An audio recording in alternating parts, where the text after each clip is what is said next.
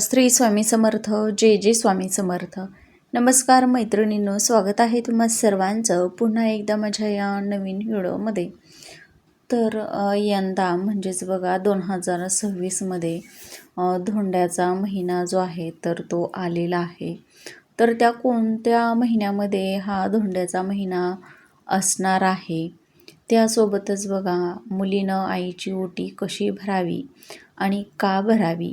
मुलीचा पहिलाच धोंडा आहे, तर लेक जावयाला वाण काय द्यावं, कोणती वस्तू द्यावी, जावयाचा मानपान कसा करावा, याविषयीची संपूर्ण माहिती आज आपण या व्हिडिओच्या माध्यमातून पाहणार आहोत. त्यामुळं बघा अतिशय महत्त्वाची माहिती असणार आहे.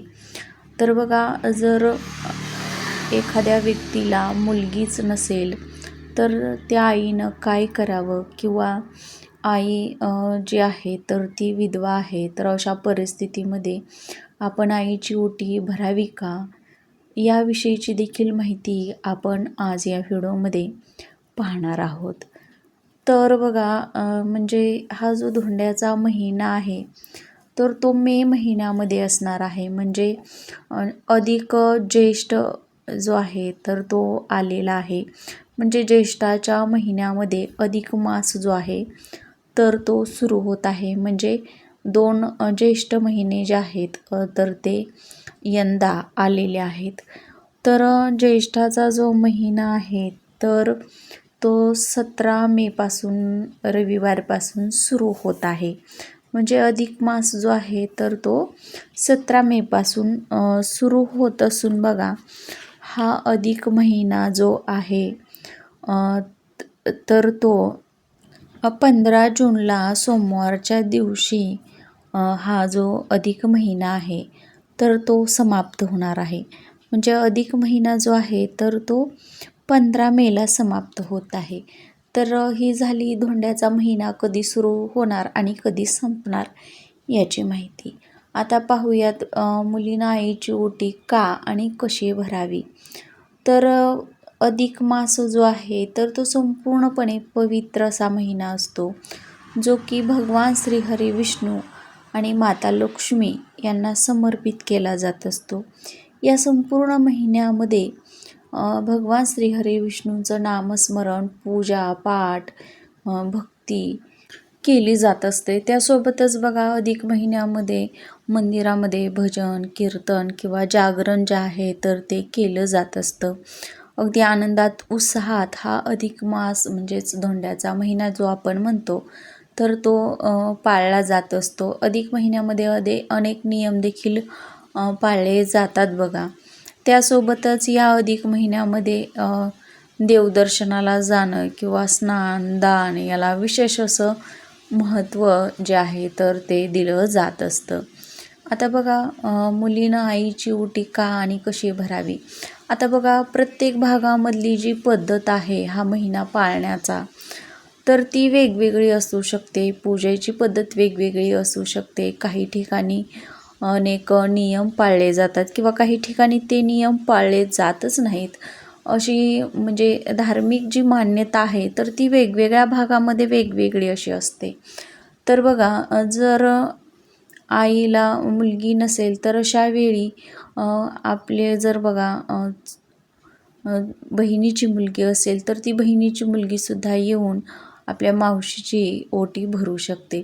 तर त्या ओटीच्या साहित्यामध्ये बघा खण, नारळ, साडी, चोळी, बांगड्या अशा ज्या वस्तू आहेत तर ती ओटी भरण्यासाठी वापरल्या जातात बघा.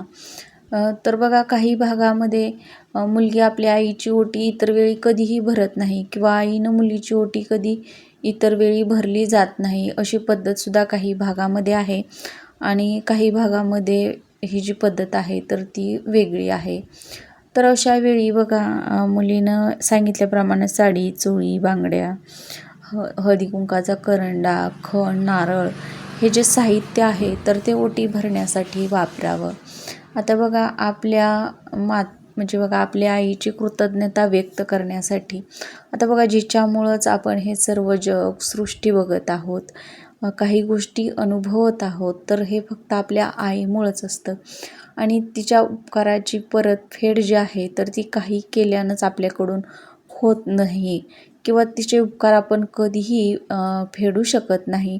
पण तिची एक प्रकारची कृतज्ञता, आभार व्यक्त करण्यासाठी आपण या अधिक महिन्यामध्ये आपल्या आईची ओटी भरू शकतो. तर बघा, आता काही मुलींचा पहिलाच धोंडा असेल किंवा लग्न झाल्यानंतरनं अधिक मास जो आहे तर तो पहिल्यांदाच आलेला असेल, तर अशा वेळी बघा आपण आपल्या लेकीला आणि जावयाला आपल्या घरी बोलवायचं आहे, त्यांचं स्वागत करायचं आहे. त्यानंतरनं त्यांना नवीन वस्त्र म्हणजेच नवीन कपडे, साडी, चोळी, बांगडी आपल्या लेकीला करायची आहे. त्यानंतरनं पुरणपोळीचा स्वयंपाक जो आहे तर तो या दिवशी काही भागामध्ये बनवला जातो बघा, किंवा काही भागामध्ये वेगळं काही बनवलं जात असेल. पण अशा वेळी बघा आपण हा जो अधिक महिना आहे तर त्यावेळी बघा जावयाला 5 वस्तू ज्या असतात तर त्या दिल्या जात असतात.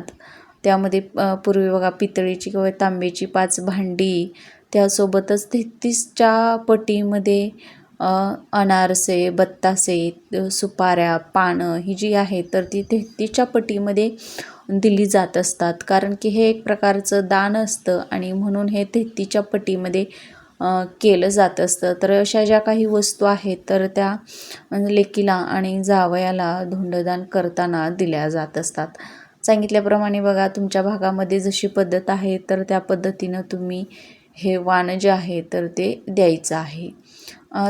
त्यामुळं बघा, आपल्या भागामध्ये जशा पद्धतीनं आपण पूर्वीपासून जशी पद्धत चालत आलेली आहे तर तशाच पद्धतीचं वाण जे आहे तर ते आपण आपल्या जावयाला आणि लेकीला जे आहे तर ते द्यायचं आहे. कारण की लेक आणि जावई म्हणजे लक्ष्मीनारायणाचा जोडा मानला जात असतो आणि हा जो पवित्र महिना आहे तर तो भगवान श्रीहरी विष्णू आणि माता लक्ष्मी यांना समर्पित असतो. म्हणून लेकीला आणि जावयाला लक्ष्मीनारायणाचा जोडा म्हणून संबोधलं जातं आणि त्यांच्या स्वरूप समजून आपण लेक आणि जावयाचं स्वागत या म्हणजे बघा अधिक महिन्यामध्ये केलं जात असतं. धोंड्याचा महिना असं म्हणून काही ठिकाणी देखील म्हटलं जातं बघा या अधिक मासाला. काही भागामध्ये अधिक मास म्हणून ओळखलं जातं, तर काही भागामध्ये धोंड्याचा सण म्हणून हा महिना ओळखला जातो. या बघा, धोंड्याच्या महिन्यामध्ये धोंडे जे आहेत, पुरणाचे धोंडे, तर ते बनवले जात असतात आणि त्याचाच नैवेद्य या अधिक मासामध्ये प्रत्येक देवी देवतांना जो आहे तर तो दाखवला जात असतो. आमच्या भागामध्ये तर अशाच पद्धतीनं हा धोंड्याचा सण जो आहे म्हणजेच महिना आहे तर तो साजरा केला जात असतो. तुमच्या भागामध्ये जशी पद्धत आहे पूर्वीपासून चालत आलेली तर तशाच पद्धतीनं तुम्ही तुमच्या लेकीचं आणि जावयाचं जे मानपान आहे तर ते करायचं आहे. तर बघा, आता ज्या व्यक्ती म्हणजे ज्या मुलीला आई नाही तर त्या मुलीनं काय करावं, ही जी मुलगी आहे जिला आई नाही तर ती आपल्या मावशीची, चुलतीची, अशा व्यक्तींची जी ओटी आहे तर ती भरू शकते. चुलती आणि मावशी ही देखील आपल्या आईप्रमाणे असते. म्हणून आपण जर आई नसेल तर अशा वेळी आपण आपल्या मावशीची आणि चुलतीची ओटी जी आहे तर ती भरू शकते. तर बघा, काही भागामध्ये ओटी भरणं म्हणजे फक्त सुवासिनीची ओटी भरली जाते असं मानलं जातं आणि अशा वेळी जर आई विधवा असेल तर तुम्ही फक्त आईची ओटी न भरता आईला साडी चोळी फक्त देऊ शकता. आणि ज्या भागामध्ये बघा अशा स्त्रियांची ओटी भरली जात असेल तर तुम्ही तुमच्या भागामध्ये जशी पद्धत आहे त्याच पद्धतीनं तुमच्या आईची ओटी भरली तरीही चालेल. तर आजची माहिती आवडल्यास व्हिडिओला लाईक करा, शेअर करा आणि चॅनलवर नवीन आला असाल तर प्लीज चॅनलला सबस्क्राईब करा.